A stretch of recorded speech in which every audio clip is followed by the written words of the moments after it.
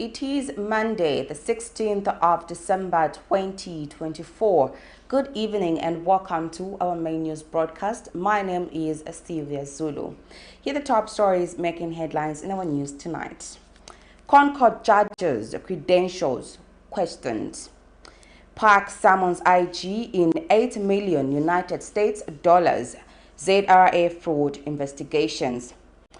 AFROBAROMETER report fraudulent, says MWENYA. In international news, Cyclone CHIDO devastates MAYOTTE, leaving widespread destruction and a rising death toll. In sports news, BANDA said to gate CAF ACCOLADE. I will be back with the details shortly after this break. Get all the latest updates in court news only on Camnet TV. We take you and make you feel part of the court sessions through our in-depth coverage of the adjudication process. Get informed on those who have been arrested, delayed and denied the police bond or bail victims, persons taking plea, court adjournments, verdicts, and those administration issues in the judiciary.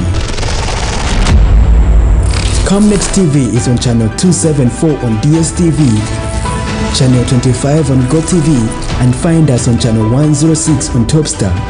You can also follow and give us a like on our social media platforms. Camnet TV, not just another channel.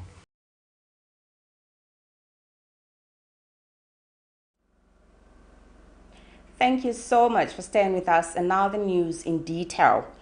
Following last Tuesday's judgment, which barred former President Edgar Lungu from contesting the 2026 and future elections, former Katuba Member of Parliament Aubrey Bumpy Kapalasa has filed a petition in the Constitutional Court challenging the qualifications of the judges constituting the bench.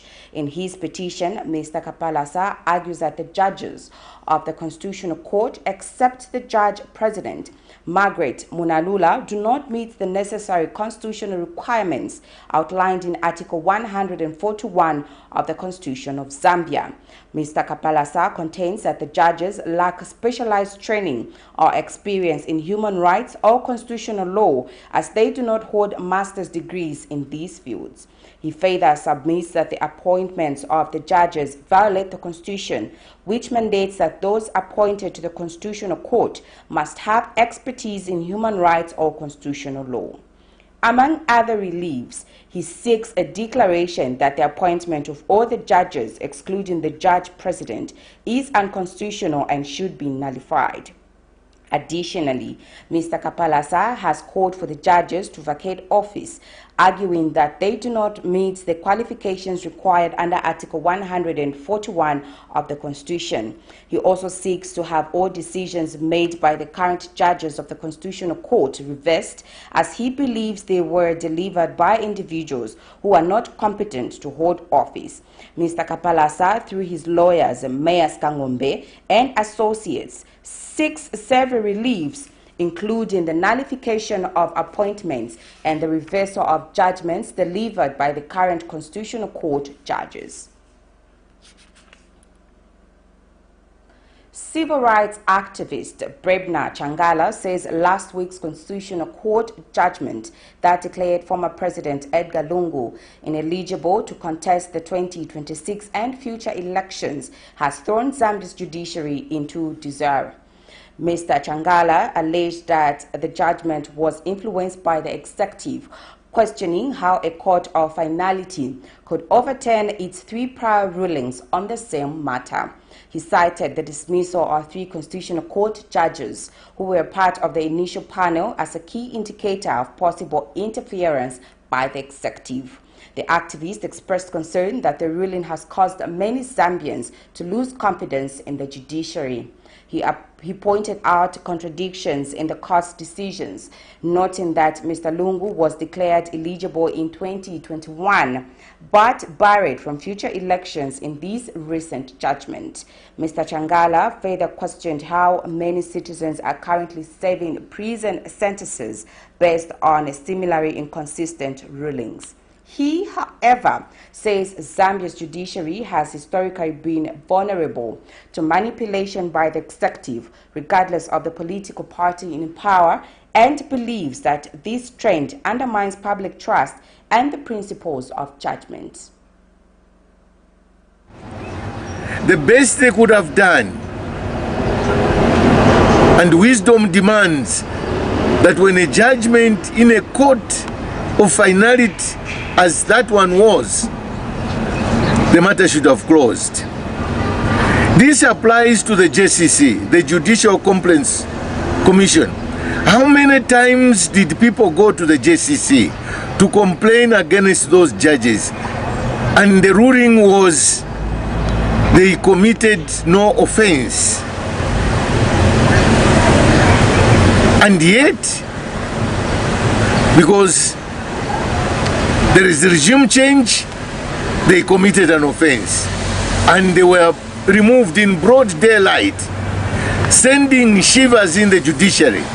Today, Zambians are vulnerable because these are judicial officers who cannot rule against Mr. Hakainde and the executive. And we are all now vulnerable. My advice to these people who accept constitutional offices to be used as rubber stamps against the very people they claim to represent, one day there will be a cost. You do not create controversy where there is no controversy in order to satisfy your ego. And this is exactly what is happening. Mr. Hakainde is revisiting all the cases that he lost. And this time we...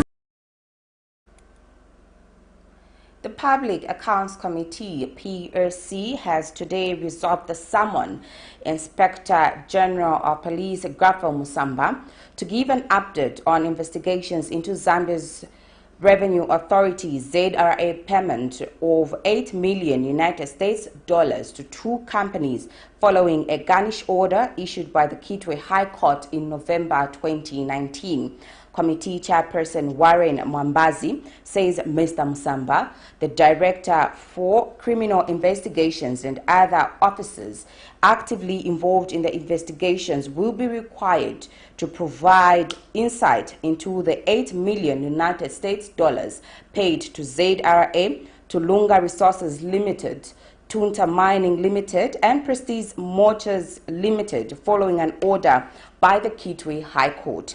Mr. Mwambazi also directed ZRA Commissioner General Dingani Banda to avail the committee with the minutes of the ZRA board's approval for the payments. He also said the committee would discuss with Speaker of the National Assembly, Nelly Muti, to explore the possibility of writing to the Judicial Complaints Commission, JCC, to review the Kitwe High Court's decision and establish the basis of which the garnish order was made to compel ZRA to pay $8 million United States dollars to two companies. These issues emanating from this interaction, PS, I think it's this committee's position that will invite the Inspector General of Police and the Director Criminal Investigation and any other people who are actively involved with this investigation pertaining to the 8 million which was paid through that garnish order, which ZRA did pay. Then we also want the minutes of the board approval for that payment. The memos CG which were written and who instituted them to give instructions to pay the aforesaid company, and the full list of every person involved in this transaction, back and forth, who gave an instruction, who acted on the instruction, who, I think, emanating from what transpired in the Director Legal's department of ZRA. So that, I think, can be bundled and we have an understanding on the back and forth. And there's also an issue, I think this is upon ourselves, that we'll have a discussion with the Speaker and the clerk so that we can write to the Judicial Complaints Commission over this matter so that they can look afresh on this matter, on what basis was this garnish order issued, as well as a consent. Before the consent which was issued here in Lusaka, sitting on which judge we don't know, but we're going to write that there's a review, because this is just a legal process to ensure that they review the process. Was it done in good faith, and how was it instigated, and who ignited that thing be done as it were. Opposition Advocates for People's Prosperity, APP Party President MWENYA has described as fraudulent the 2024 AFROBAROMETer report, which ranked Zambia as the best country in Africa for uplifting people's lives, saying it is disconnected from reality. Last Thursday, Minister of Information and Media, Cornelius Moetwa, announced Zambia's ranking, which Mr. MUSENGE argues does not reflect the current cost of living or economic trends. He expressed concern that such reports mislead the public and international community, particularly when most citizens' purchasing power continues to be eroded by a struggling economy. Mr. Msenge called for a discontinuation of such reports, saying they fail to address the needs of the majority and hinder genuine development efforts. He urged the government to prioritize the plight of citizens and use credible data to inform critical planning instead of relying on reports that, in his view, spread false narratives. It's a well-known fact that the poverty levels in this country have escalated to unbelievable levels.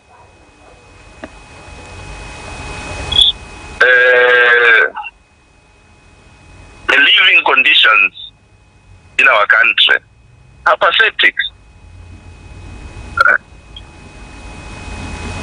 When you talk about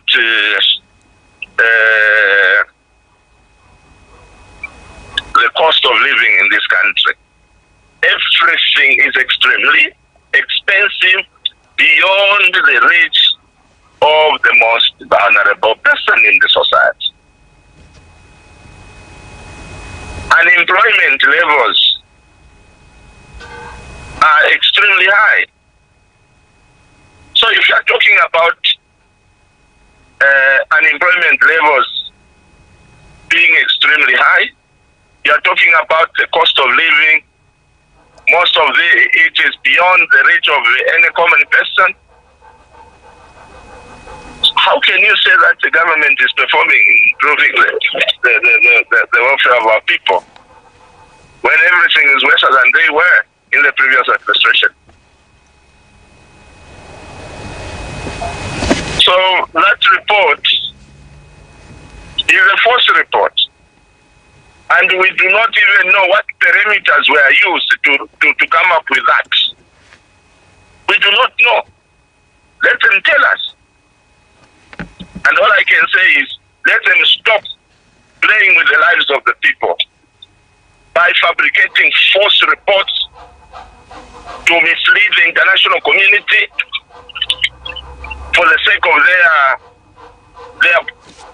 of their bellies.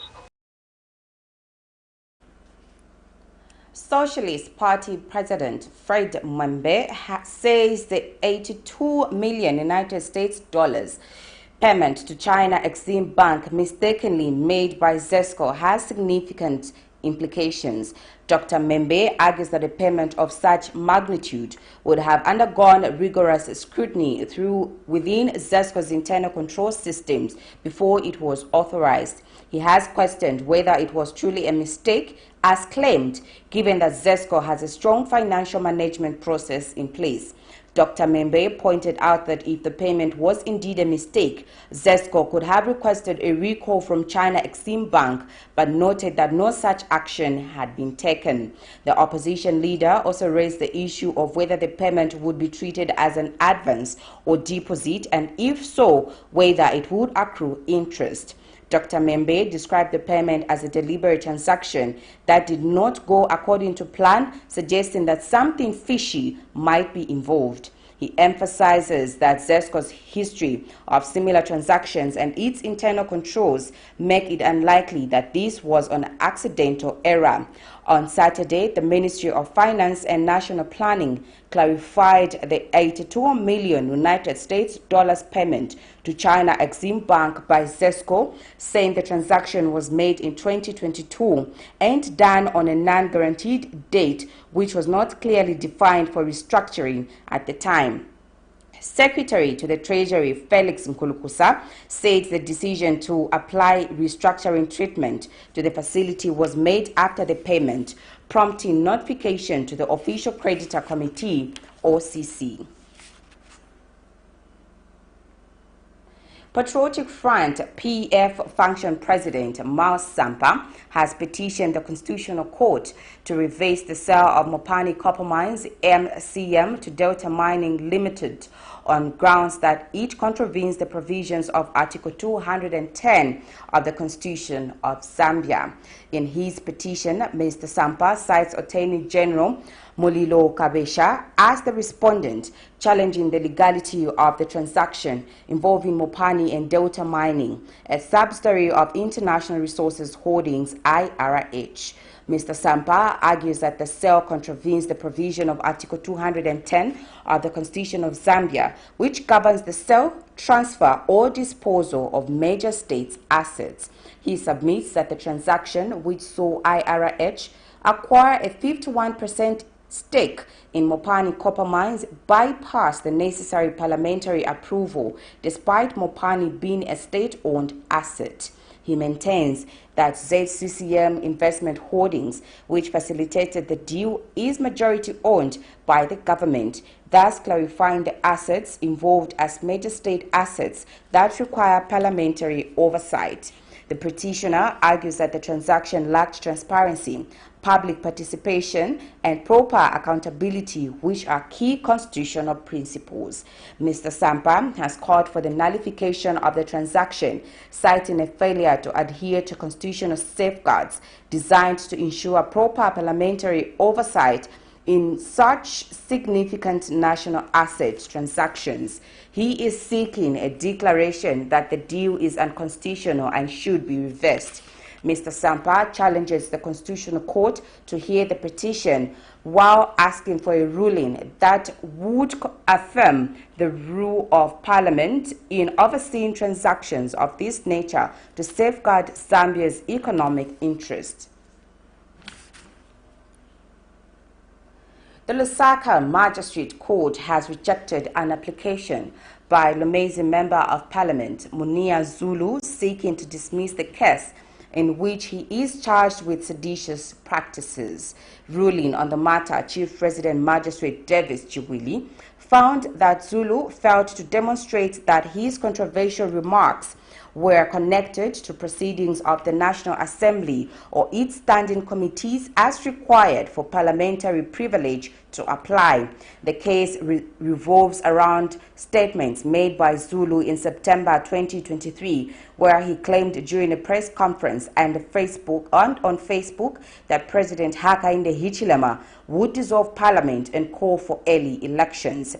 Zulu, through his lawyers, argued that the remarks fell under parliamentary privilege, citing Section 3 and 4 of the National Assembly Act, which outline protections for members of parliament.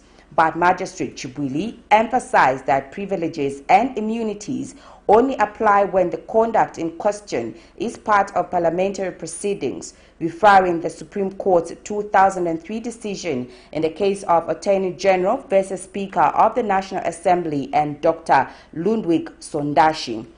Magistrate Chimbwili ruled that the court has jurisdiction over criminal matters as vested by the Constitution and that Zulu's conduct was not shielded by parliamentary privilege. He adjourned the case to January 16, 2025 for mention, while trial is set for February 5, 2025. Minister of Justice Princess Kasune says Zambia will vote in favor of the moratorium against the death penalty at the United Nations General Assembly on December 17, 2024.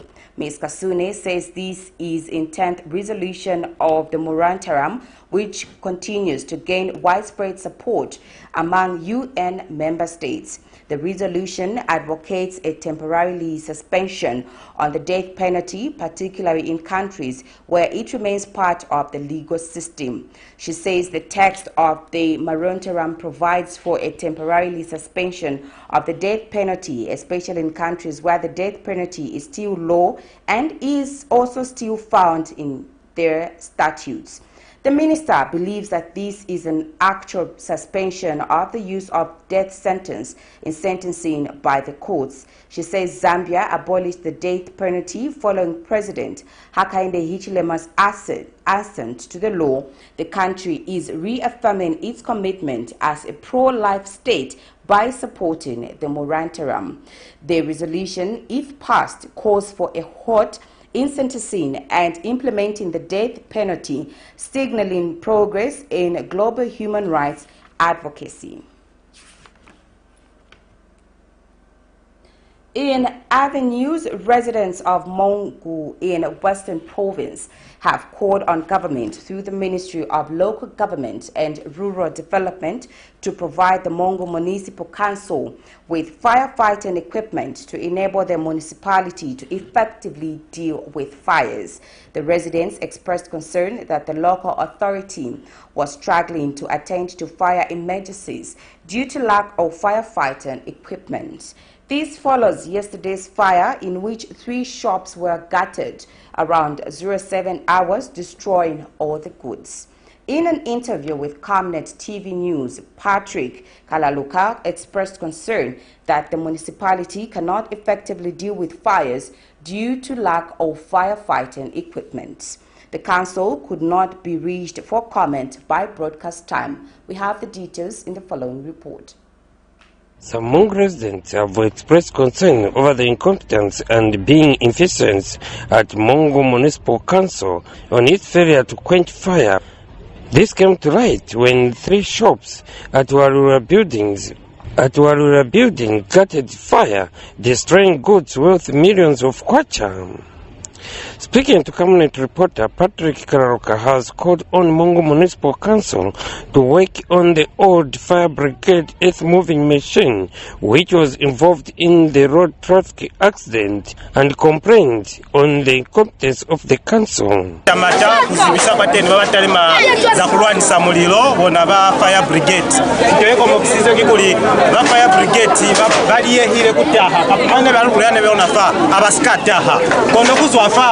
we are 5 office yabo na mwendi ki 17 level 20 kapa 10 km ka frafa paka ofika papa kansu paka ofi kuzaporo rapeva masole baba Zambia Air Force banani apesa zabatumisanga miliro kafira batu baba babiri babizizwe kono akuna babati konera kutaha kwanu wadafa muliro kono kulwanisa ni mabama na ayi mubona fa usela muliro mudo muya fitafa kama bama ona ange usela unashwana nini kona kuli aruskata bela kwa diluko letalima za kutima miliro. Other residents echoed similar concerns, stating that the municipal always comes late and sometimes doesn't show up whenever there is a devastating fire in the area.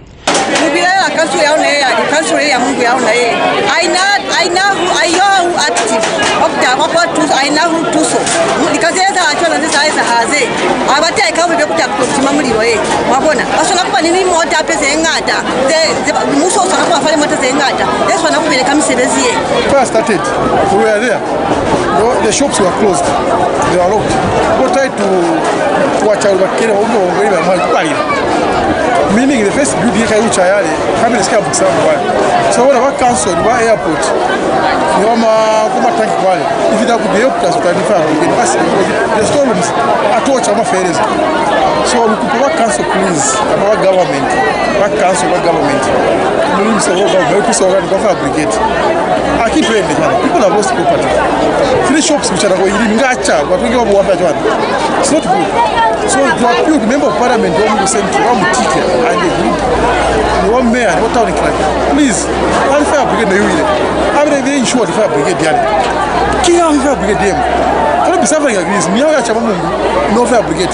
Fire resort, Fake Bashwa, Bashwa, Kono Libera Kumonji, Ona Mote, Timanga Royale, Kata, Totusa, Kono Mota Kuba 6 hours, 7 hours, Muriwaka Kutuka, Nakonia Mota Skata, Konjiluna Vatu, Kutakama Bama, Piangapalia, Waka Stream Quale, Kunganga Mezi, Kutotima. 12 Lunas of Kunakuela, Kuna Mujimuso, whenever to us in Yezua, Ubera Kelefateni. A comment from Mungu Municipal Council Assistant Public Relations Officer failed fatal by press time. Musevo Kavira, Camnet News, Mungu District 2, Western Province. This is the main news on Camnet TV. We now take a set of commercials. I will be back with international news as well as some interesting sports news. Keep watching. Get all the latest updates in court news only on Camnet TV. We take you and make you feel part of the court sessions through our in-depth coverage of the adjudication process. Get informed on those who have been arrested, delayed and denied the police bond or bail victims, persons taking plea, court adjournments, verdicts, and those administration issues in the judiciary. Camnet TV is on channel 274 on DSTV, channel 25 on GoTV, and find us on channel 106 on Topstar.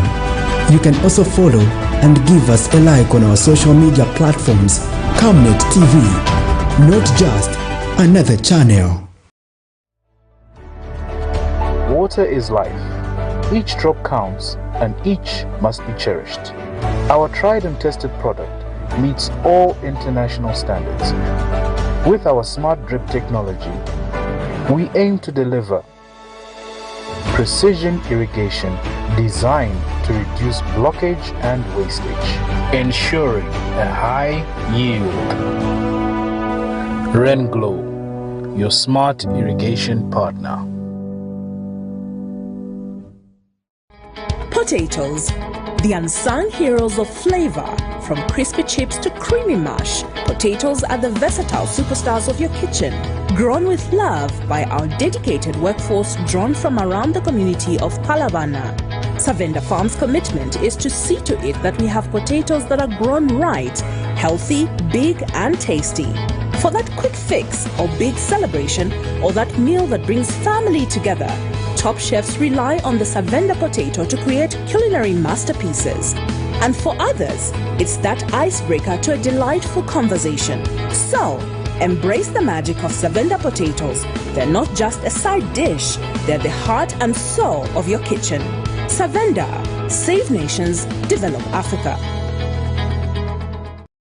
From time immemorial, we have had different types of lighting options, from those that can burn down our investments in minutes to those that dig holes in our pockets due to constant replacement and huge consumption of our Zesco units. Savenda Electric introduces the new and advanced electric bulb with cutting-edge technology of LED that has low power consumption, gives out bright white light, and lasts up to 25,000 hours. Savenda Electric manufactures all types of LED light like plastic LED fluorescent tubes, down lights, ceiling lights, outdoor fittings, and solar street lights made to customer specifications. Let's live on the bright side of life by choosing the wide range of Savenda electric lighting solutions that are available in all leading stores and supermarkets countrywide. For orders, call 0962 642 490 or email jnbanda@savenda.com or pchabula@savenda.com.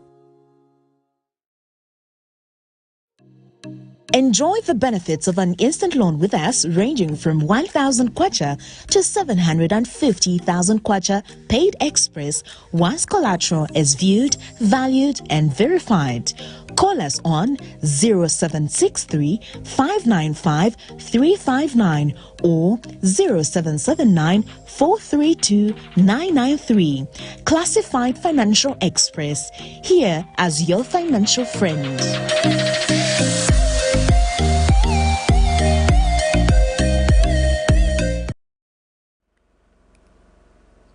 Thank you so much for still staying with us. And now for the rest of the news. In international news, the death toll in the French territory of Mayotte from Cyclone CHIDO is several hundred and may run into the thousands.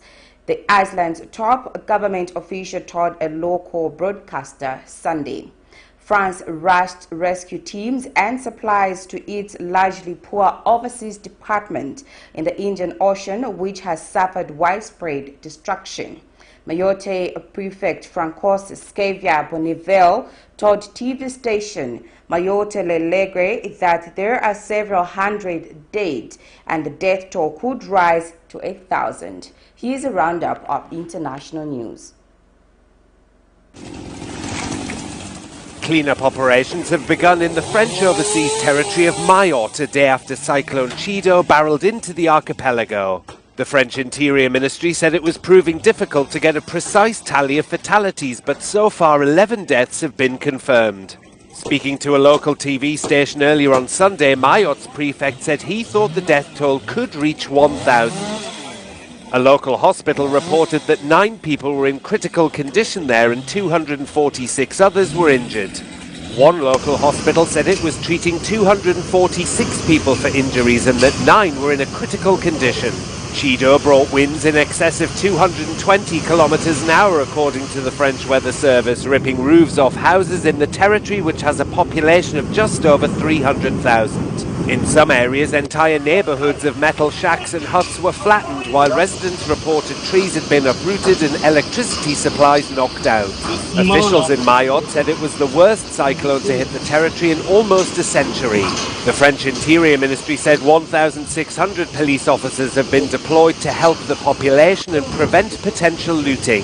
The cyclone has now made landfall on the east coast of Africa, slamming into northern Mozambique.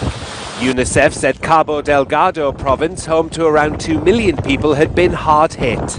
The agency is now concerned about access to health care and the spread of waterborne diseases like cholera and malaria. The Egyptian President Abdel Fattah el-Sisi spoke of the importance of Syria's future in his first public remarks since the fall of Bashar Assad. Sisi called for a stronger Syria and urged his people to unite to rebuild the country rather than break it up, as it is strategic for the region's peace. Syria, you mean back in Muhammad Ali's days, is different from today's Syria. Its geopolitical equation is strong, but at the same time there are determinants that control it. God wills to save Syria, but only by its people, not by miracles. The decision makers are people of the country, and they will either demolish or build it.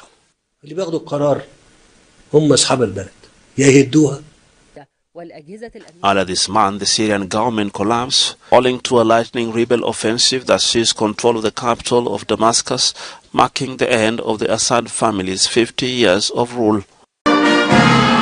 West Africa's regional organization, ECOWAS, has set an exit timeline for the 3 nations affected by coups following nearly a year of mediation efforts aimed at preventing a significant fracture within the bloc. Bola Tinubu, Nigeria's president and chairman of ECOWAS, emphasized that the global and regional challenges test their collaborative spirit. Despite the challenges of interrupted democratic governance in some West African countries, the region has continued to record democratic gains. Although he termed the exit of the 3 countries from ECOWAS as disheartening, Omar Toure, the president of the ECOWAS Commission, lauded the dedication of the bloc's envoy in their effort to address the ongoing crisis. Excellencies, while the impending exit of Burkina Faso, Mali and Niger from ECOWAS is disheartening, we commend the ongoing mediation efforts led by their Excellencies President Faure Gnassingbé of Togo and President Bassirou Diomaye Faye of Senegal. These efforts underscore your collective commitment to preserving peace and unity in our region. ECOWAS membership provides visa-free travel among member states, but it is unclear how the departure of the three nations will impact these advantages.